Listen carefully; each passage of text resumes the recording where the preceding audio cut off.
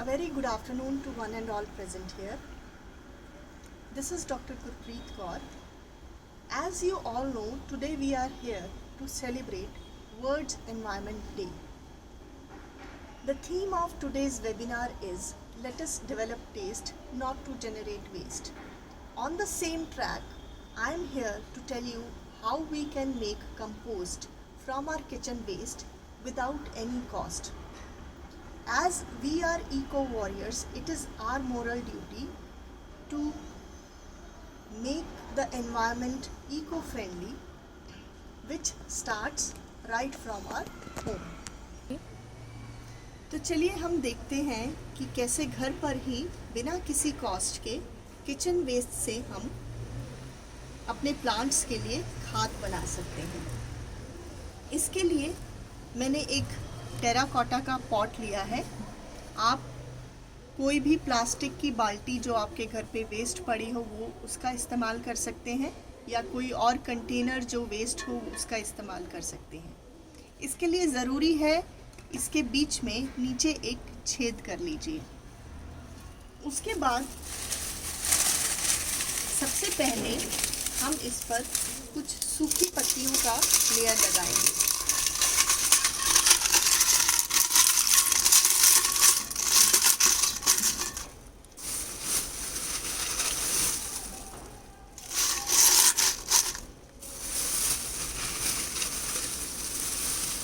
जो भी सूखे पत्ते आपके घर में अवेलेबल हों उसका आप इस्तेमाल इसमें कर सकते हैं।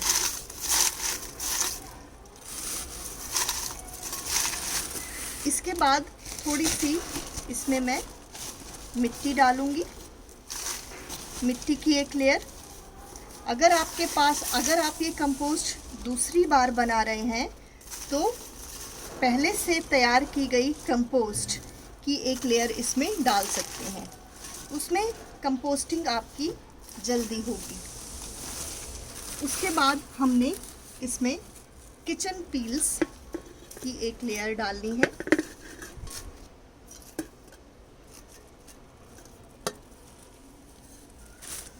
फिर से सूखी पत्तियों की लेयर डालें।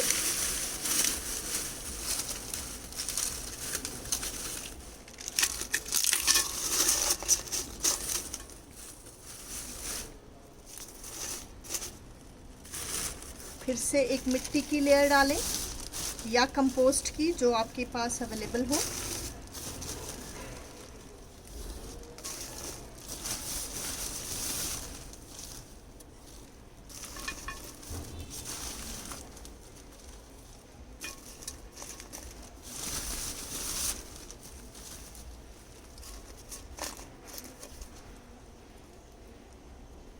और उसके बाद आप किचन वेस्ट में आप एग शेल्स भी डाल सकते हैं, लेकिन एग शेल्स को डालने से पहले आप इसको हाथ से अच्छे से क्रश कर लें ताकि ये इजीली डीकम्पोज हो जाए।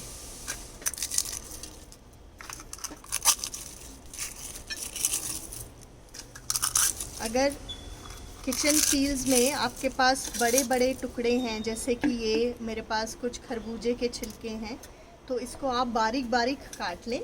अगर आप इसको एज इट इज़, आपके पास टाइम नहीं है, आप इसको एज इट इज़ डालना चाहते हैं तो एज इट इज़ भी डाल सकते हैं, लेकिन इसको डीकम्पोज होने में फिर वक्त लगेगा।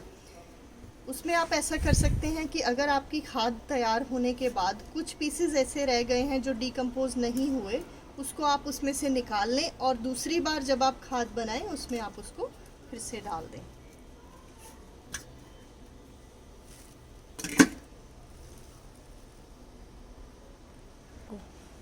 इसमें मैंने खरबूजे के पील्स को छोटे छोटे पीसेस में काट लिया है ताकि वो इजीली डीकम्पोज हो जाए।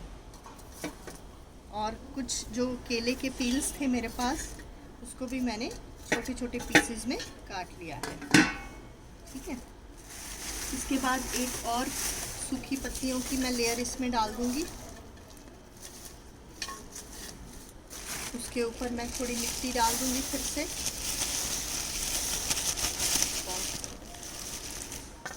इसके ऊपर मैं फिर से एक ये लेयर और बाकी बची हुई मिट्टी या खाद जो भी आप डाल रहे हैं वो इसके ऊपर अच्छे से डाल दें।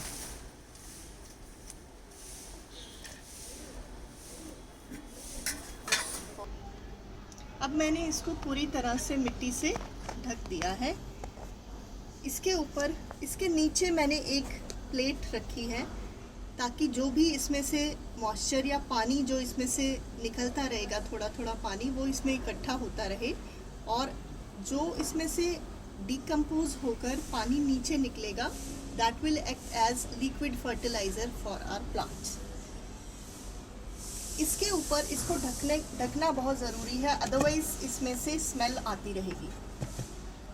इसको ढकने के लिए मैं हमेशा इसके ऊपर एक दूसरा गमला रख देती हूँ, जिससे कि जब हम दूसरे गमले में पौधे में पानी डालते हैं, थोड़ा थोड़ा पानी इस मटेरियल में जाता रहे और वो डिकम्पोज होता रहे।